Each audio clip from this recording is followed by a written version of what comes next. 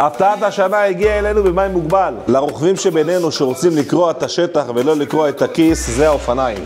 חברים, מגנום T5 הגיע לארץ. 11 הילוכים, מנוע חזק במיוחד, עם סוללה 48 וולט, 15.4 אמפר. כולל מהלך מתלה גדול במיוחד, כמובן אופציה לנעילת בולם, כמובן שילת אלומיניום קלה, אפשר להתנהל איתה בכיף, לא כבד במיוחד, ברקסים, שמן, הידראולים, הילוכים, איזי פייר, בלחיצה. יש לנו פנס שהוא מותאם לשטח, מחובר למערכת חשמל, סוללה שהיא נמצאת בתוך השלדה, מוגנת נגד גנבות, עם טעינת USB, גלגלים 27.5 רחבים עם ג'אנטים כפולים מחוזקים.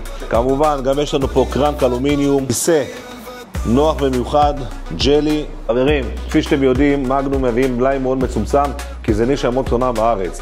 יש כרגע מספר יחידות מאוד בודדות, שזה גם הולך ונגמר. ניתן להשיג באופני דניאל, מסילת ישרים 8, תל אביב. כפי שאתם יודעים, מי שמזמין אצלנו מקבל את האופניים מורכבים לבית הלקוח באותו היום, עם מבזור מלא.